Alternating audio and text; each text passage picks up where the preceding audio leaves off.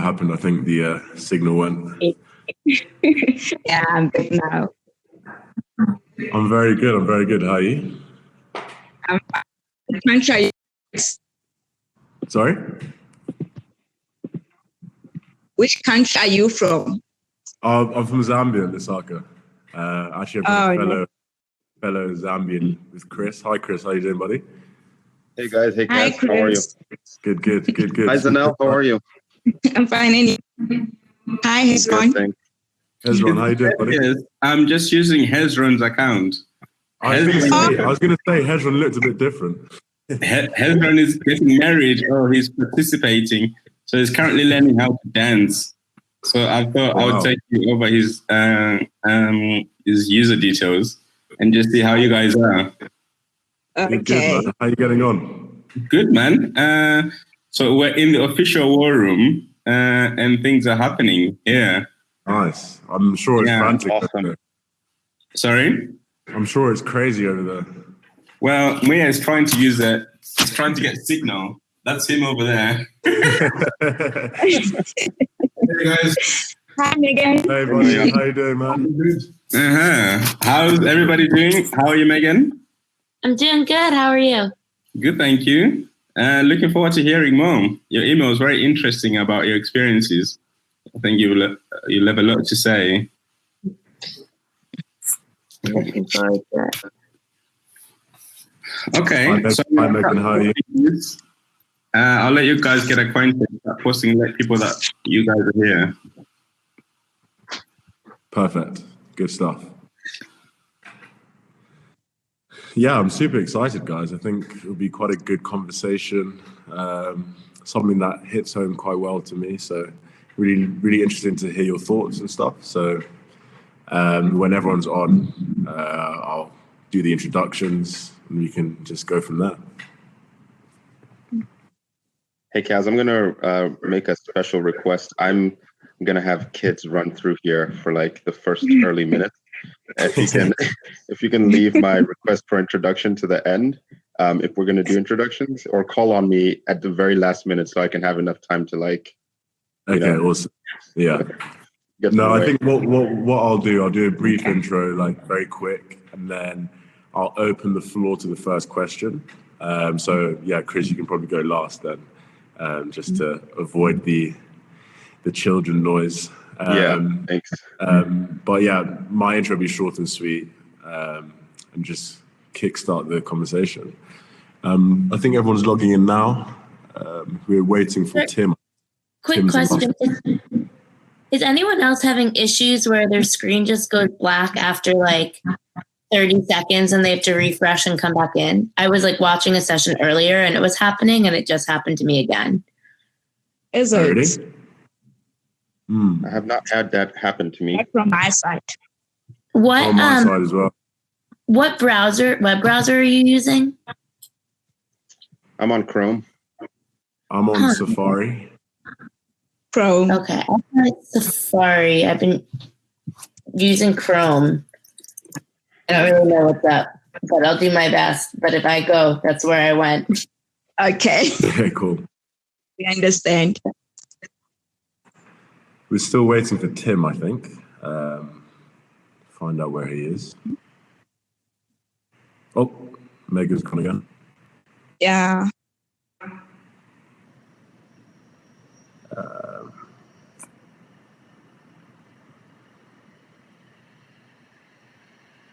So how old are your kids, Chris?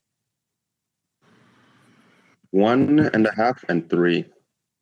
Oh my gosh, yeah. Mine is 3. Then I just left my house and went to my sister's home because I knew it was just going to be a riot. Smart. So, Very That was a good. excuse me? That was a very smart move. Yeah. And for you, 1 and 3, I don't know how you do it.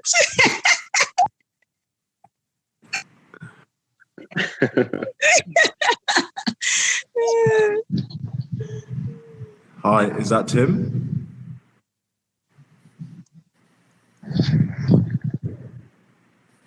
Hello? I believe that's Friday participating. Okay.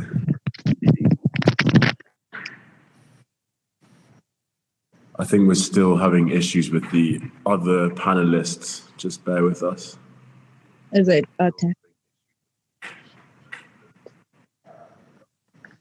Is it? Okay.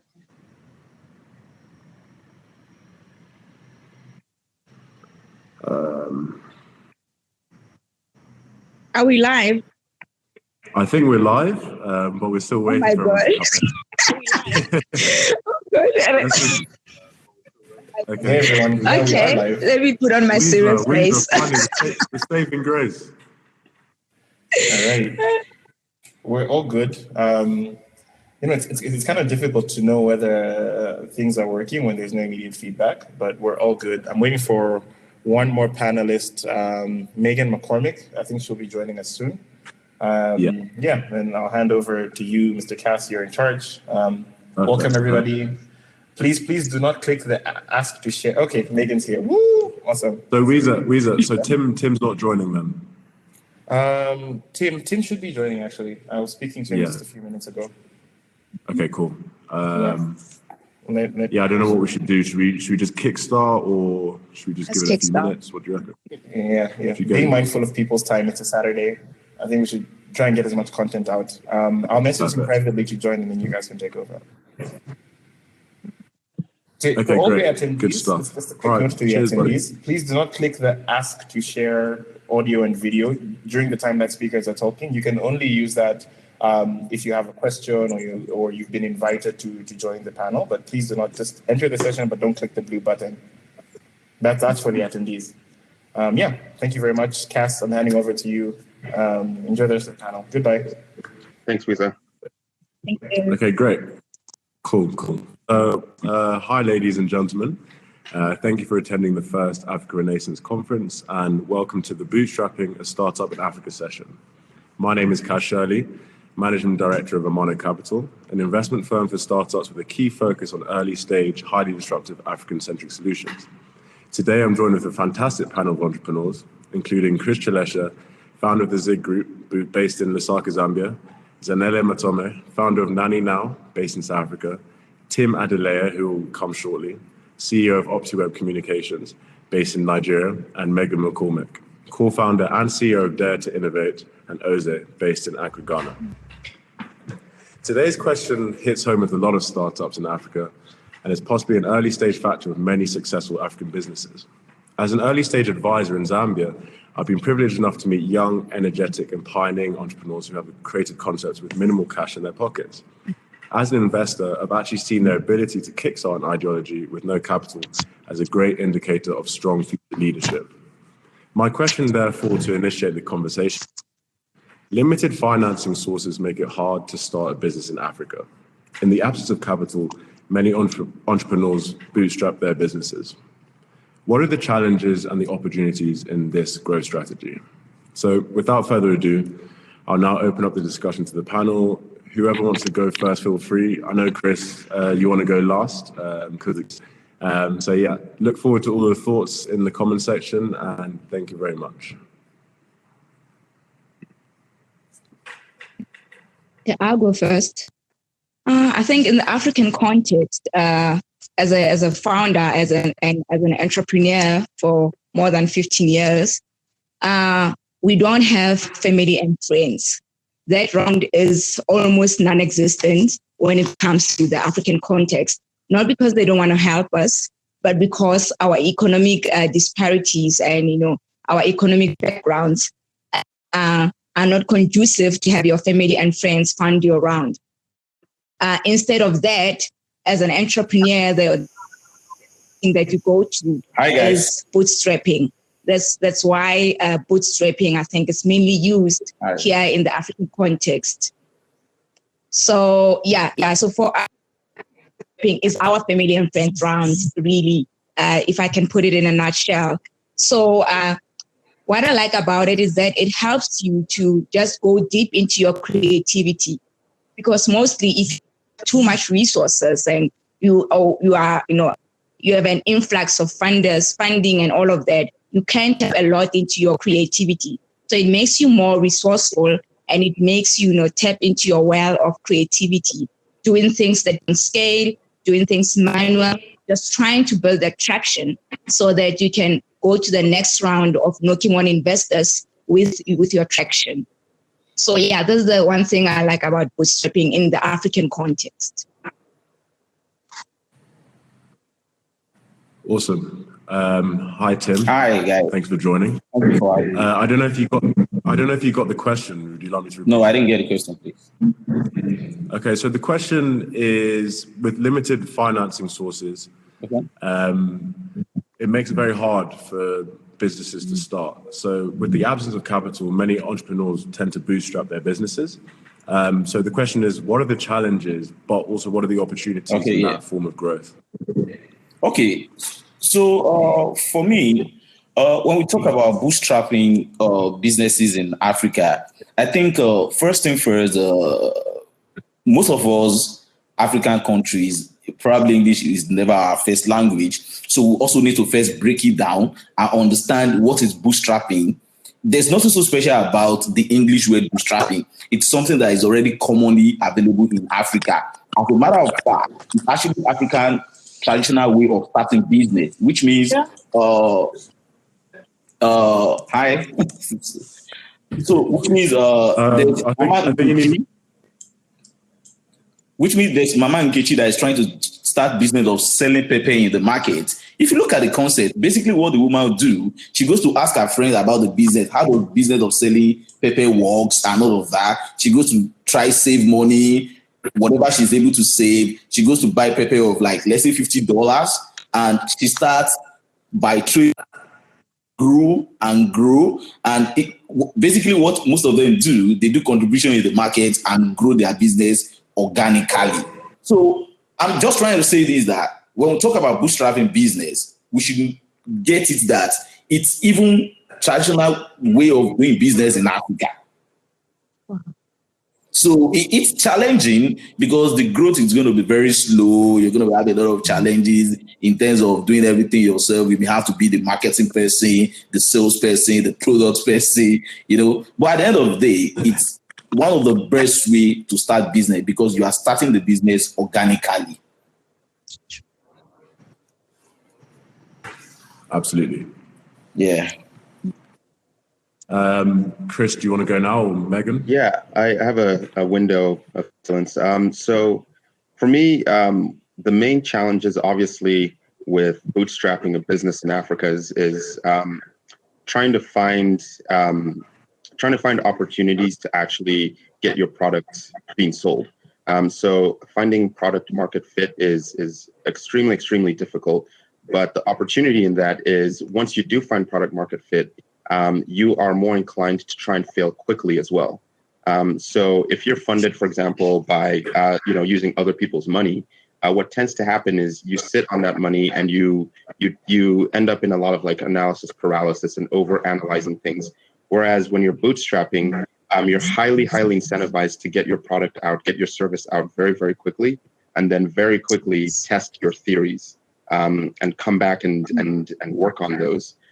So one of the things that I found was that I had to find a market for my service first, which forced me to, before I even had boots on the ground, before I even did anything, was basically go out and find customers.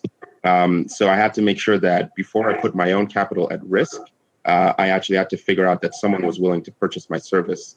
And so that put me at an advantage because now when I did actually put that investment in motion, it meant that I already had buyers who were going to kind of help me project future revenues.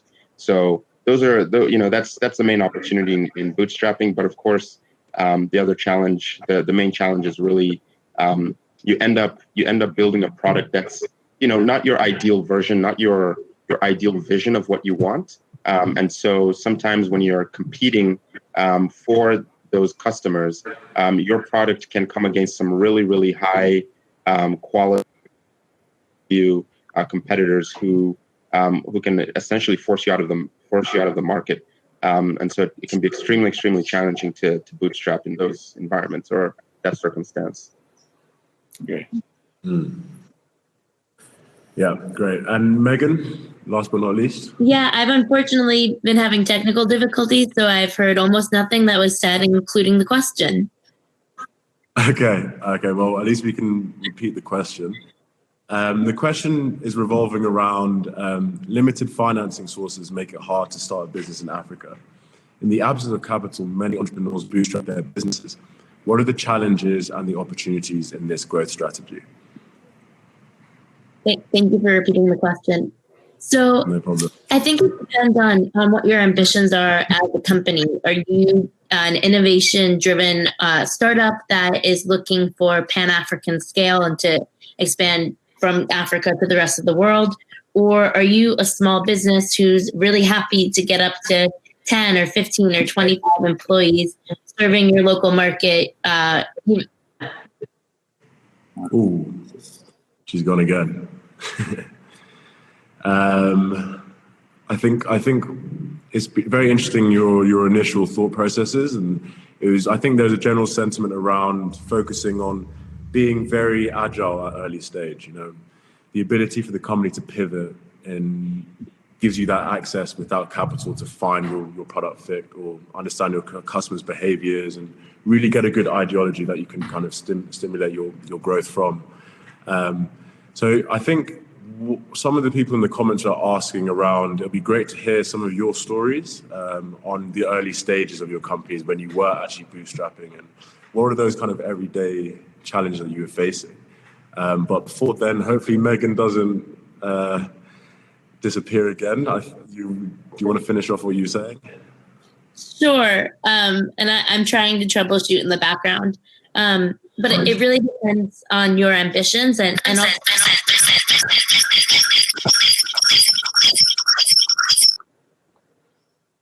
Okay. Technical difficulties again. So yeah, I think just going back to that question, saying some of your early stage stories when you were bootstrapping. Yeah. Oh, Megan, would you like to finish off? this can be our last try because I don't want to ruin the panel with my technical difficulties. No worries, no. I think so. That context really helps you understand if bootstrapping can provide you with opportunities or is going to cause challenges that will make it hard to compete in your business. Especially like being in the fintech space, if I look at a lot of fintech companies are attracting a lot of funding from outside, bootstrapping a payments company when your competitors have raised millions of dollars from Stripe or Visa is a really different path forward than bootstrapping your consulting services or bootstrapping your fashion company. And so I think that's really important to ask yourself as a founder, what are my ambitions and what am I trying to do? And there's nothing wrong with trying to start a profitable business that's small, meets your needs, creates wealth in your community. I think one of the biggest benefits to having to bootstrap is you don't let yourself get kind of like wowed by the press or, good unpaid user feedback, because if the money is not coming in from your clients, your business doesn't exist anymore. So it really forces you to focus on the fundamentals of the business and what is your time to revenue and how can you satisfy customers so that they come back and keep spending more money with you. And any business that can figure that out is a business that's going to be successful no matter what their ambitions are. No, absolutely. And I think we were just starting that conversation revolving around at early stage, you want to get that customer fit. You want to understand how you're going to get the revenue into your company. And I think the early stage bootstrapping gives you that kind of access to pivot very quickly or change your direction to really get that kind of product fit. So yeah, really, really cool introductions there. I think the next question revolves more around if you have any kind of stories of yourselves and when you started up your companies, when you were bootstrapping initially, what were the challenges, but what also were quite like the opportunities that you found in that perspective as well? So maybe we start with Zanele again. I'm currently on a bootstrapping journey for my startup as well. So the challenges has been, to find product market. and you're doing that on a very tight budget, and you need to go out there, because when you talk to pre-seed, unfortunately in Africa, in the African context, we don't have many pre-seed, because the what can I say, the opportune time, or like you need pre-seed investors so that you can just get to your next level. So because that's all in our context, my child has been bootstrapping on a very limited budget and trying to fit at the same time, and trying to build traction at the same time, to go back and knock on your angels' doors. So that has been my challenge, is really doing it on a very limited budget. And now it makes the whole process go slower. You wanted to get off the ground in maybe 3 or 6 months. Now, because on that budget, now it's taking longer, and you're busy, and your competitors who have funding are doing things faster.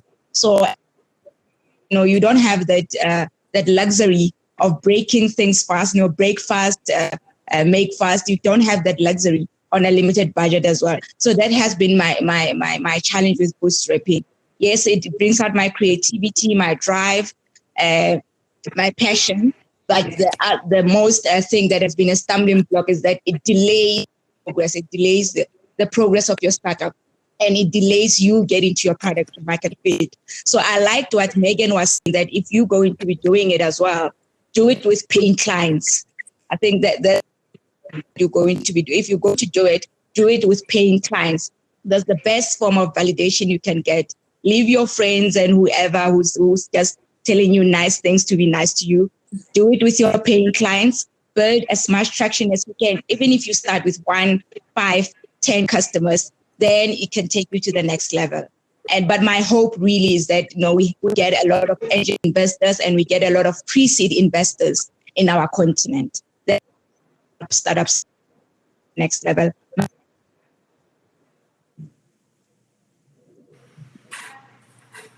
Great. Tim? Okay, so my own startup experience with bootstrapping, actually, I think I'm going to be talking about my first startup, because I have changed of startup right now. My first startup started immediately when I left school. So I have a very big idea of developing solutions to solve examination issue in Nigeria at that point. So at the point I was coming up, that was when Nigeria recorded 99% failure in General Examination Council.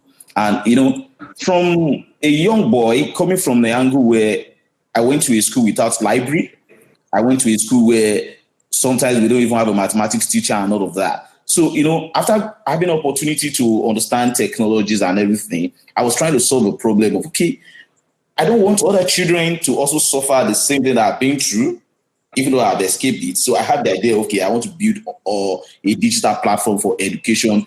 Back then, I'm talking like about 2009.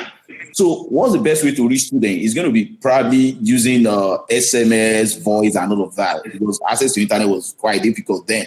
Now, so fast forward, the bootstrapping experience came from nobody was ready to fund such a project. So I have to start from my own system, writing the code myself. It was a whole lot of work. It was a whole lot of work. At some point, I needed some technology. When you talk about SMS and voice integration to telecom, I never had the experience. Even though as a developer, I never had the experience. I was able to get someone that had experience in doing that. The guy was charging me millions of naira. I can't afford that as a young boy just coming out of school. So what was it that I did? I spoke with the guy. I said, okay, you know what we're going to do? I would rather give you revenue share from the products. Get it? Not equity now. Revenue share. Okay, if the product gets X revenue, I give you Y. He was excited about it. He feel like, okay, there's opportunity to, make money.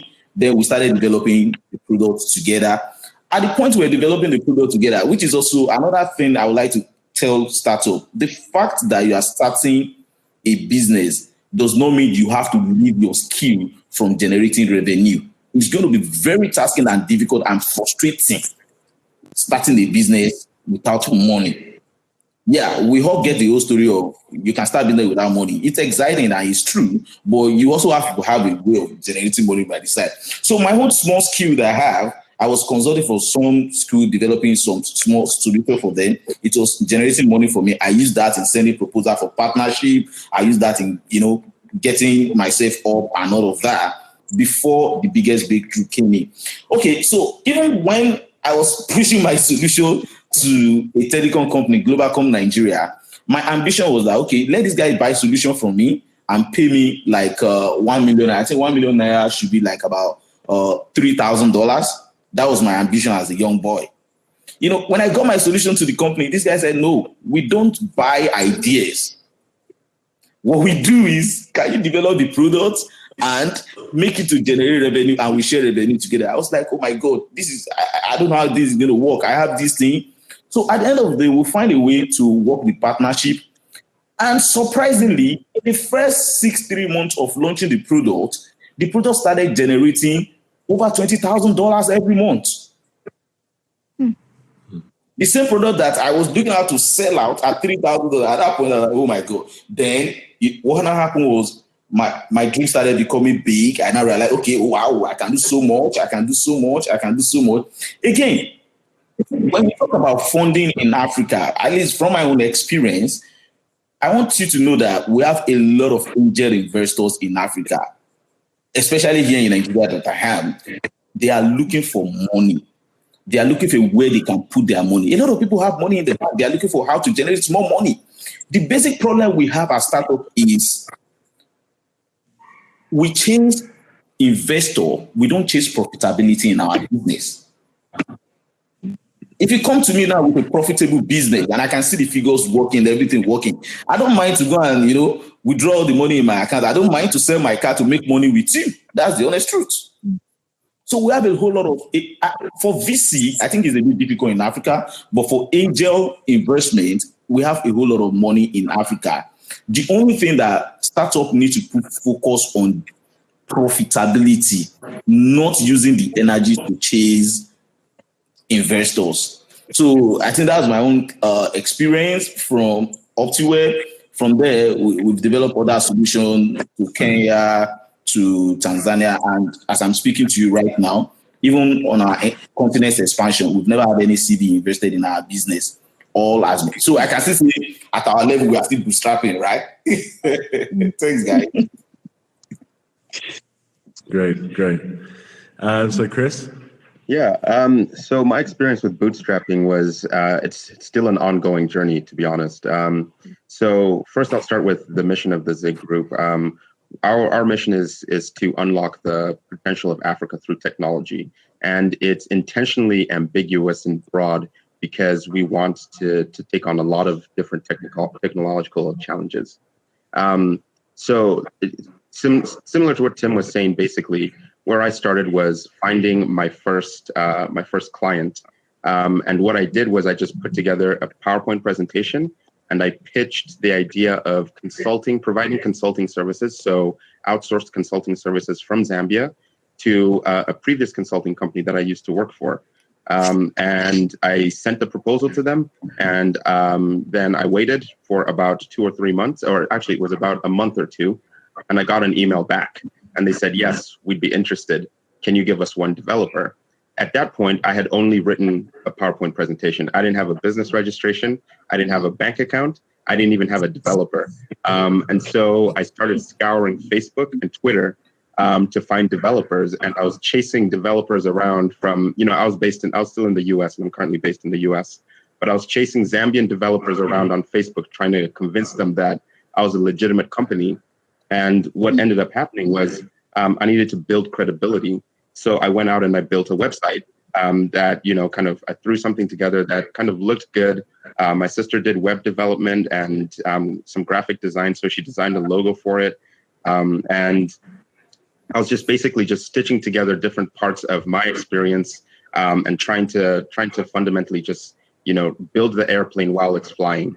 And so once I was able to get a website up, people were like, okay, maybe I'm interested. I started talking to developers, and actually I got involved in a few different developer groups on Facebook. and I started answering questions about software engineering so that they could understand that I also knew what I was talking about, and I could also establish my own credibility. Otherwise, they were kind of like, "Who's this guy? What does he want? What company is this?"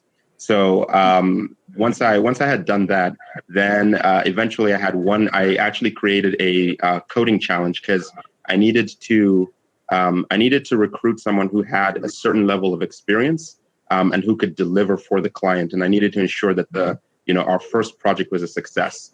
So I created a coding challenge that someone could go ahead and respond to. And again, the time is ticking all this while. The client is waiting for this first engineer to show up and do the work. So I create a coding challenge. This person finishes the coding challenge, sends it in, I review it, and I hire him. And then we went and we actually just booked a co-working space at the hotel in Lusaka. And that was their first, and then I shipped a laptop over to him to use for his software engineering. And we went and we actually delivered that first project together, hand in hand. So my first experience was really just started with a PowerPoint presentation, scouring Facebook and Twitter. I made a makeshift website, which is the one we still use today. And then I convinced one single person to come and join the company and work with me.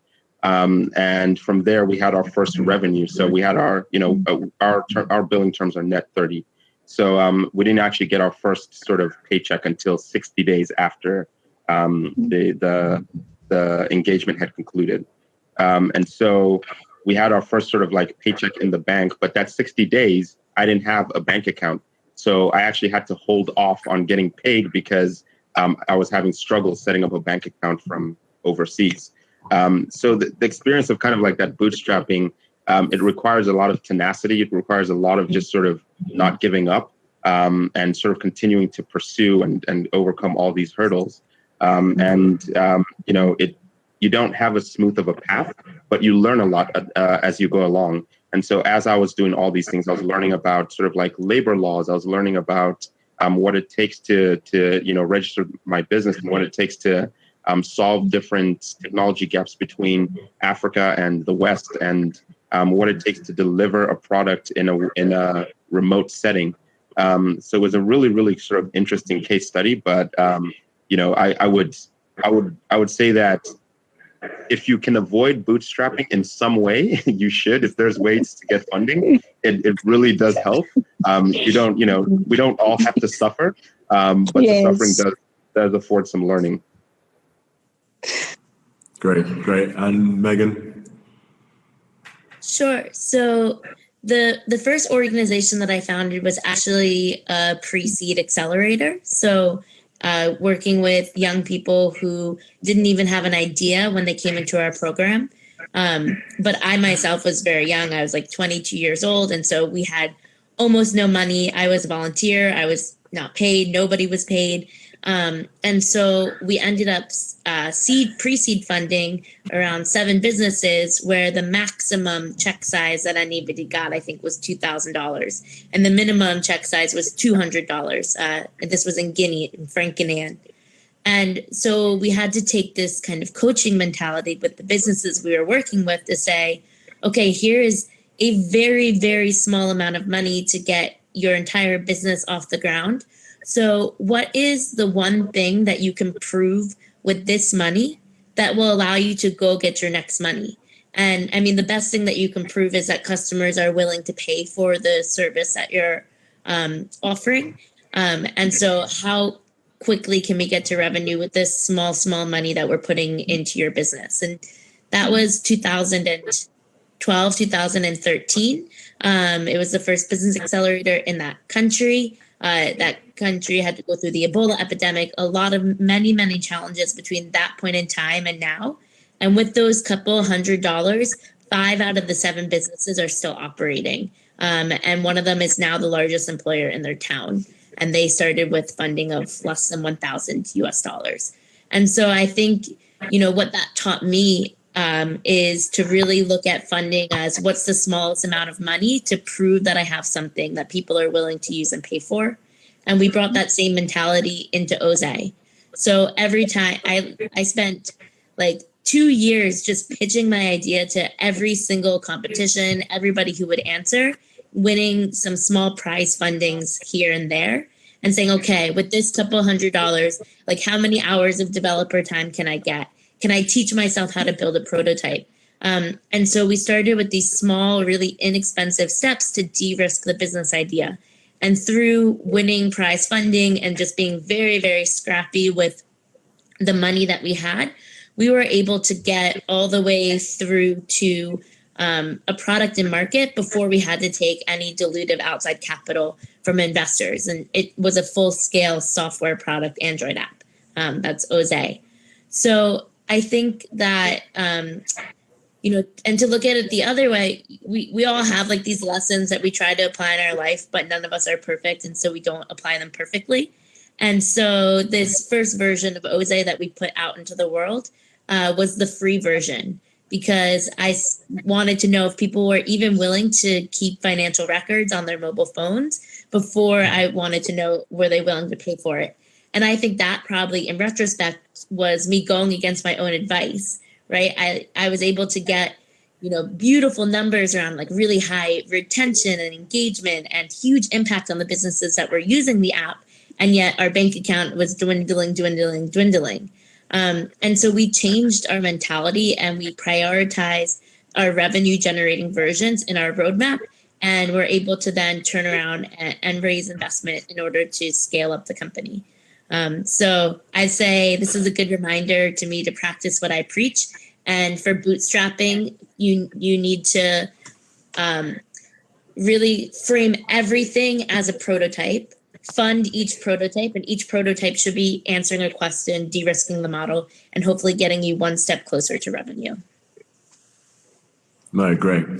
Now, I think you all fundamentally alluded to one very key point, which is how do you use that minimal capital efficiently? So whether it's trying to get to the revenue or trying to find the proof of concept or trying to build a team, as Chris alluded, or even just get more traction in the market, if it's a smaller company.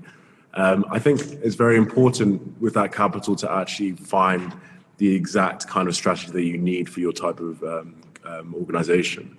So I think the next question in that point is then, in those kind of frameworks and those differences in when you're trying to find that right way of using that minimal capital, what do you think and how do you think an early stage entrepreneur should really understand that bootstrapping efficiencies and understanding how to make those decision-making processes? Tim, maybe you can start with you. Sorry, please, can you come back with the question again? Talking about the efficiencies of bootstrapping. So as we said here, there's a lot of different ways you can use that early stage capital that you've made. But for you to make that decision, what are those type of practices that you need to look in the macro side or in the market side to say, this is how I'm actually going to use my early stage capital? Okay, so I think it may be a bit different experience for me. Like I said earlier, I've not gotten any VC fund before. So the only money I've ever gotten in my business was angel investor, and that was very early stage. So basically what I've done in terms of business, because the truth is that you need capital. No matter how you want to look at it, you need capital at some point or the other. People say it's difficult to get investment. People say, it's difficult to be able to raise funds for your business. I'm very sorry. I've always been saying that. I'm sorry. I don't really think so. It depends on your business. I'm sure Chris can answer to that because there are people that they are carrying money. So the strategy you put in your business matters a lot. So, for instance, from the beginning, every business have a bank account, right? Your customer pays into a bank account. The first lesson you need to learn as a startup is, who is your banker? I'm saying this specifically about Africa and Nigeria. Who is your banker? Because in Nigeria, for instance, we have some banks. No matter how much transactions you do with them, they will never fund your business when you need them. We have some banks, they are interested in startups. They're interested in entrepreneurship growth. So from the beginning, these are the strategies, these are few things that you also need to put into account. That was my bank. And I'm speaking to you from experience because I've been in a situation where I was running a business. I needed debt to scale my product. And the bank that I've been banking with for like 4 years, they didn't even look at my proposal for debt. Then I met another bank that I've never banked with. Like I just met them within like 3 months. And before you know it, they gave me funds looking at my books. So from there, I learned a very big lesson that knowing who is your banker is the first thing you also need to get from the beginning of your business. Because not all the time you need to be chasing maybe angel investor, you're looking for VC. At some point, debt is also part of what you need in business. And as a matter of fact, I believe that debt also have a way of helping you to even test the check absorber in your business. Because you know what it is. When you take a debt from someone, you have to pay the money back. So for me, I think when you talk about funding, you need to first get it. What kind of business are you doing? Because when we talk about, bootstrapping and all that, let's be very sincere. There's some business that it may be difficult to bootstrap. When you talk about business where you need to buy manufacturing equipment and all of that, So in getting capital, I think you need to be very strategic. And if you look at some of the businesses that we see that are very sustainable in the world now, a whole lot of them also bootstrapped. Talk about Coca-Cola. I don't know if a lot of us understand that Coca-Cola was bootstrapped, Dell was bootstrapped, HP was bootstrapped. So, and what is making us successful in Africa? Go and check the global record on startups. 90% of startups in the world fails. But only about 70% or less than 70% startups in Africa fail. Why? Because it is inside of us to do it with our own strength. We are black, we are thick. Yeah, that's what I think. Okay, awesome. Zanele, we were basically I was asking the question around with that early money that you have, or the effective bootstrapping stage, what would you tell a young entrepreneur to utilize that in the most efficient way possible? What advice would you give them to say you have minimal capital? How are you going to use that correctly? Okay, I'll give an example of my current business. We recently had a lockdown, a COVID lockdown, where people couldn't buy alcohol. Can you guys hear her? Can you hear me? Yeah, where people couldn't buy alcohol. So with the little money that I had, and then the lockdown opened again. Then there was alcohol curfew. Then with the little money I had, I told us I started delivering alcohols to people using. I took those guys who sell ice creams around the neighborhood with their bicycles. Then I roped in those guys because they were already there, and now we are in winter and they are no longer selling the ice creams. So I used that cheap, readily available resource, and I took them and we started now delivering alcohol to people's at home, doing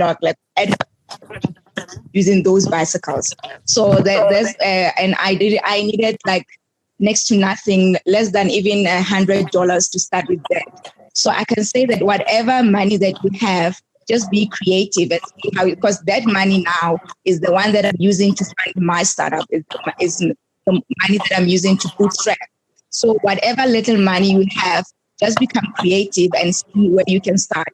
And also coming from traditional business, when I was still in the construction industry, it was a long time ago, I think about 15 years ago, I used that as well. I said, okay, I don't have money to start. So what's the best way to start? Then I started by doing subcontracting work to your big construction companies. I would just see when they're building a mall, building some shopping complex, you just go there and talk to the construction manager and say, hey, I'm looking for a subcontracting job. Can you rob me in? Then you can pay me per brick laid. Because 390s. I will ask my mom. My mom bought some wheelbarrows for me and some hand tools. I didn't even have a car then. I will just and ask people who had bikes, bikes, your small vans, to just drop me to site, and I will get paid like 50 cents per brick, 50 cents per brick, until I could just do my own contract and become a main contractor. So start with what you have, because going to the bank with just an idea or with as an entrepreneur with no track record and things like that is going to be very difficult. The first thing that the bank will ask from you is collateral. And you don't have collateral. You don't have a house that's fully paid. You just starting out, starting on a very back foot. So the best thing is that start with the small resources that you have. Start with them, build them, and build there. That's your best foundation. Start with the small money that you have. Start with the resources that you have. If you have to subcontract, do it. Pay your school fees. Go to the next level. Great. Chris? So I come from one of my first jobs out of school was actually in an operations role from an investment bank. And one of the things I learned there was the value of systems and the value of operational sort of efficiency. In order for any business to scale, at least effectively and efficiently, you need to build systems that operationalize the very thing that you're doing, right? And so one of the things that I think is important to invest in is really twofold or threefold. It's building systems for your business. So make sure that you're not doing things inefficiently, because that could be a way that you can have runaway costs. Second is invest in the people that are, early sort of investing you, right? So anytime I hire someone, or especially people that came on the journey with me early on, I realized that they were taking a risk and they're investing their time. And so you sort of have to return that investment in them as well. And then finally, the third thing is diversifying your revenue. Now, you may start with one client, but you may, it makes sense to take your early capital and invest in finding other clients and diversifying and de-risking your business, because effectively, if you have one client, if that client disappears, your business also disappears. So diversifying your revenue, building systems of operations and efficiency, and then investing in people. Those are the first three things that I fundamentally looked at when I was starting off.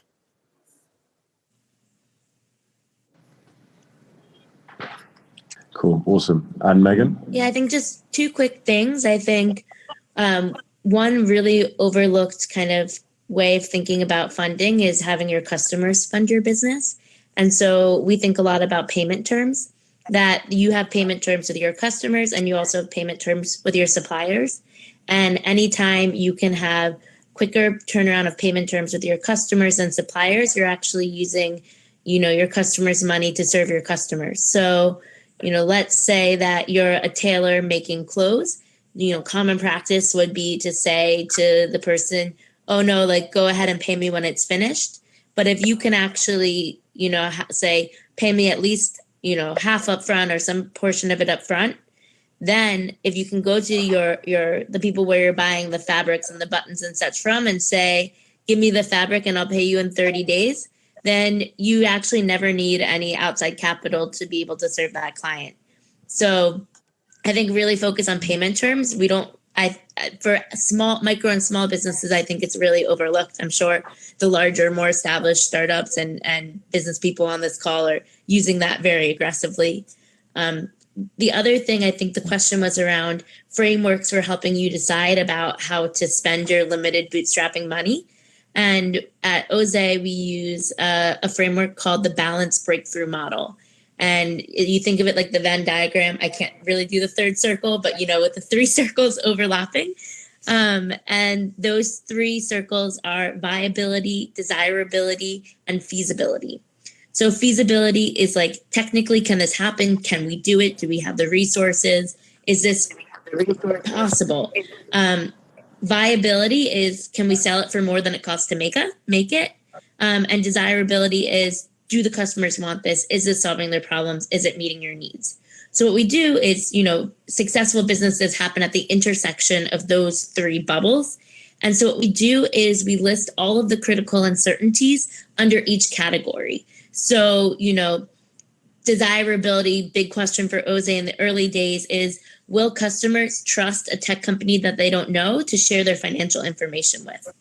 feasibility for me, I'm not technical, was will I be able to attract the right kind of technical talent in order to build a product that's bug-free and creates really strong business analytics for our customers? And then viability is, we were among the first subscription apps that debited your Momo account in Ghana. So, viability is, will people pay a subscription, or are apps forever going to fall into that category of things you think that you don't need to pay for? And so we list all of our questions under each one of those categories, and then we prioritize them. And we say, okay, if this turns out a certain way, does it ruin the whole business? And you find the one that's kind of the keystone that if you pull it out, the whole business crumbles. And that's what you spend your money on figuring out if it's true or not. So that's kind of a very kind of practical framework that we use in order to figure out where's the most effective and efficient place for us to deploy the small amount of capital that we have. No, great. And I think as an early stage investor myself, the 12 positions I have in my portfolio, I think 90% of them initially bootstrapped, right?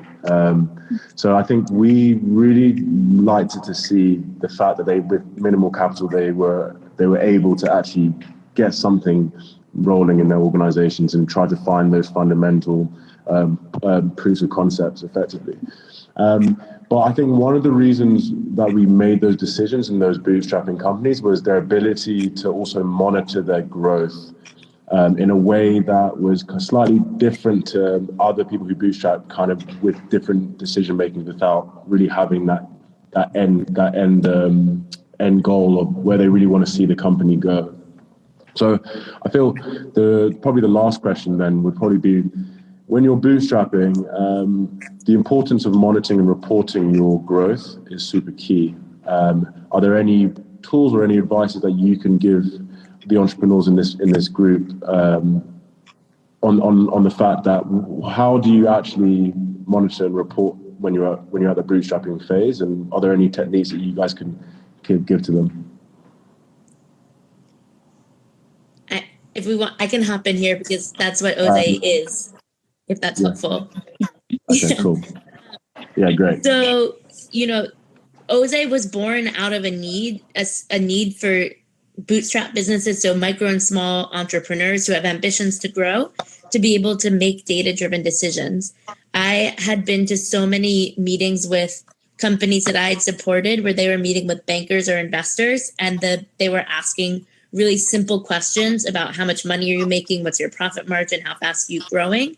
And because the businesses were using, at worst, nothing, at medium, a ledger book, and at best, an Excel spreadsheet that they didn't quite know their way around, they weren't able to answer those questions. And time again, the bankers and the investors said, no, thank you.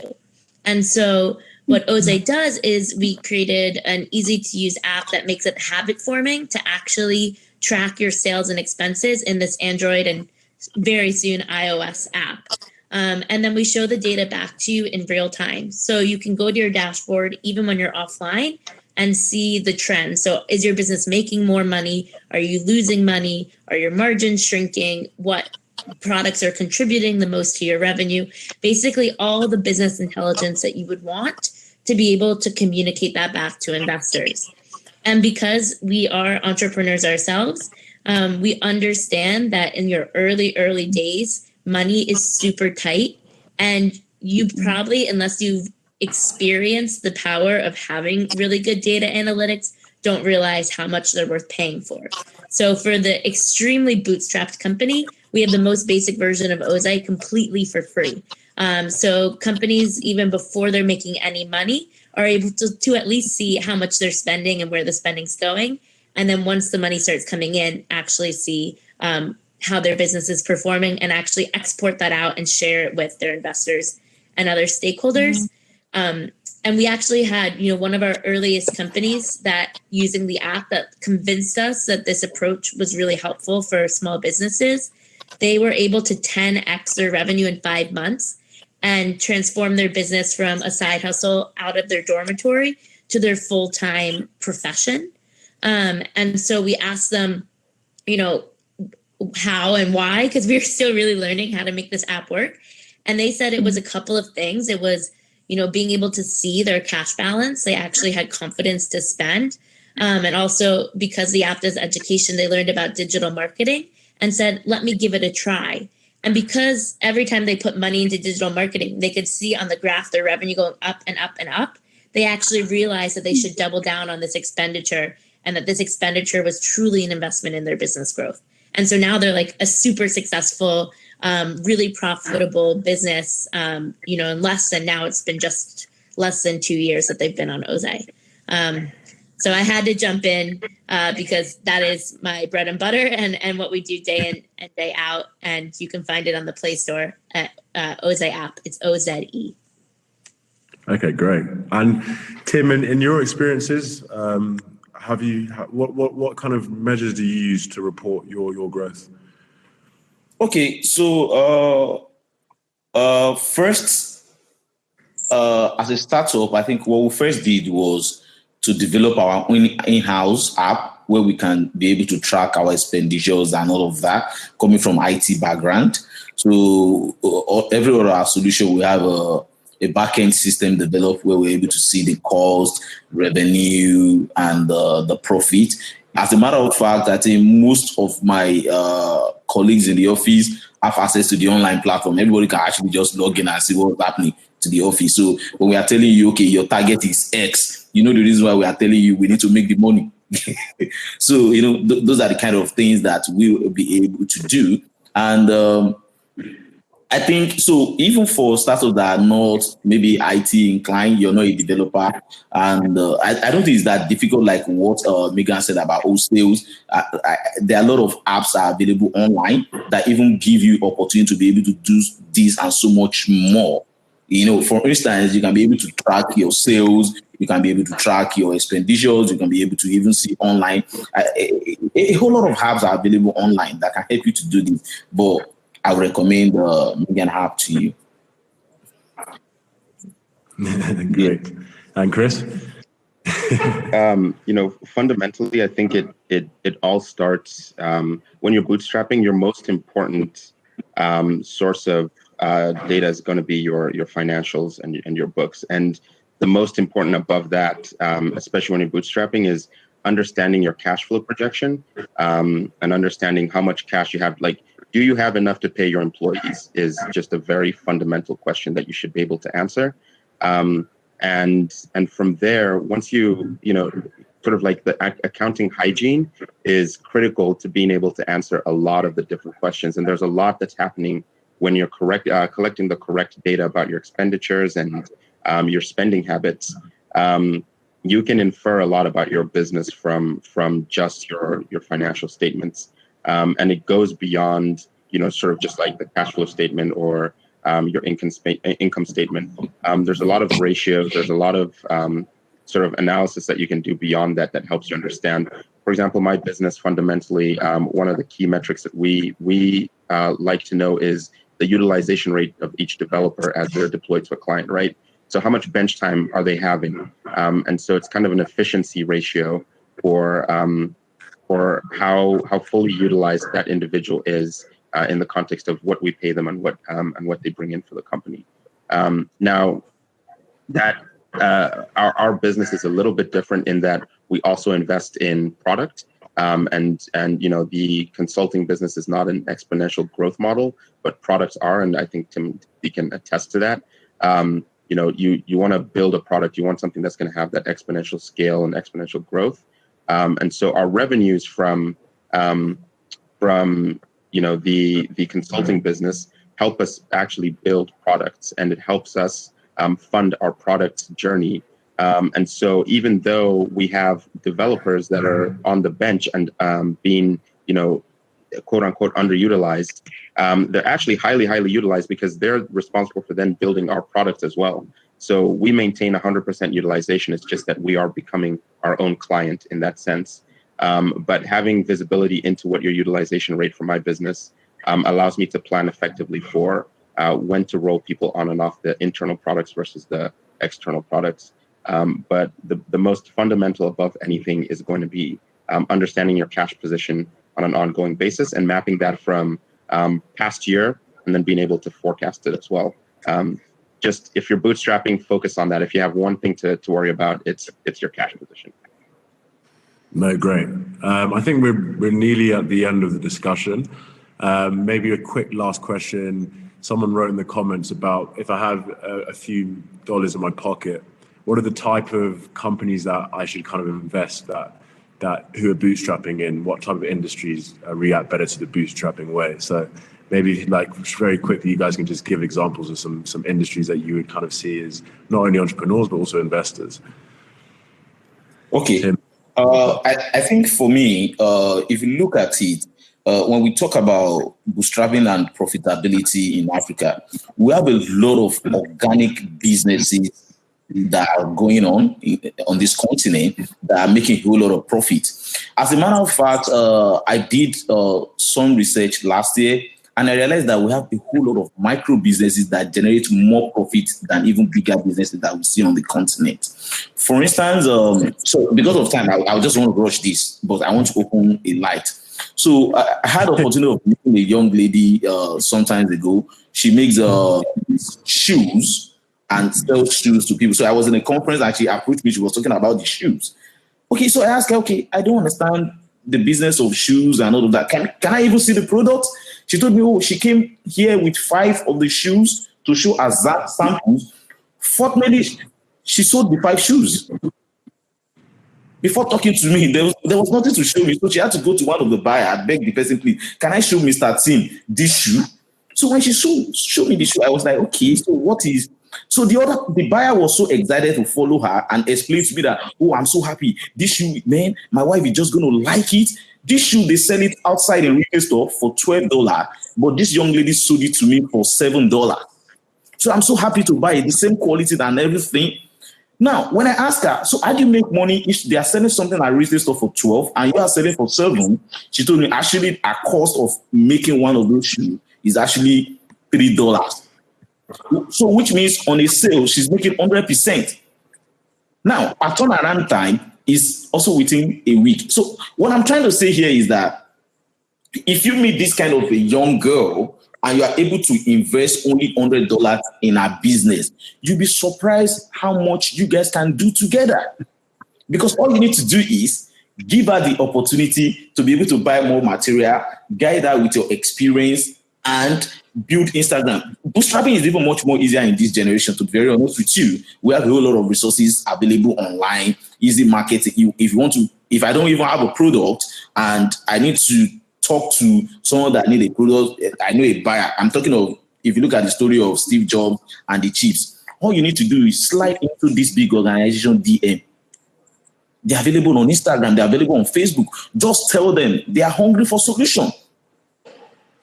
So to me, if you're looking for investment and you have $400, $500, trust me, is a whole lot of money for micro businesses we have in Africa. And I will be so happy to see us investing also in some of these micro businesses, because that's the only way we can end poverty on the continent of Africa. Thank you. Great. Thank you. Megan, do you want to say something quickly? One industry. One sentence. Find a category that sells great clothes, shoes, food products, and then find someone who has a differentiated value proposition within that massive market and put your money there. Great. Chris?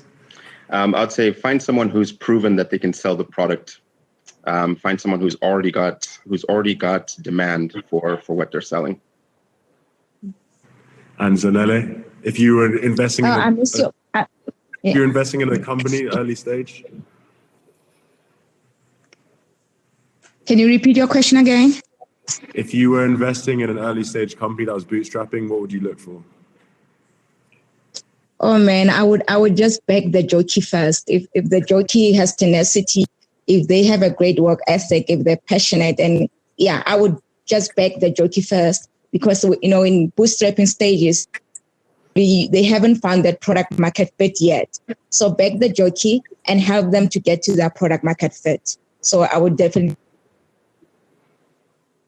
Okay, great. So effectively, it's the entrepreneur, the capital, and the proof of concept.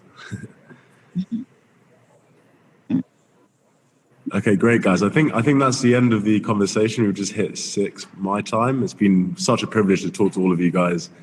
Look forward to further discussions, and thank you everyone in the comment section as well. You've been awesome, really cool feedback, and yeah, we're really grateful, guys. So yeah, keep in touch on our LinkedIn's.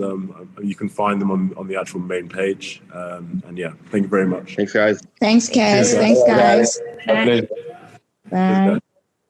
Cheers. Okay, thank you, everyone. Starting the next session shortly on building hard businesses in Africa.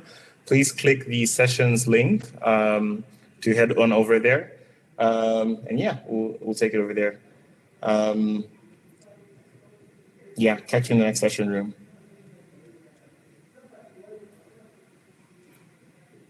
Can you hear me? Oh, how are you?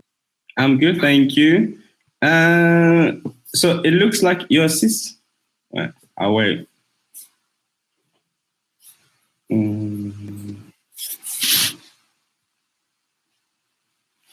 Your session is starting in 2 hours. Your assistant just called. Yeah, I understand. I thought it was 9 o'clock Pacific, so I'll come back in 2 hours.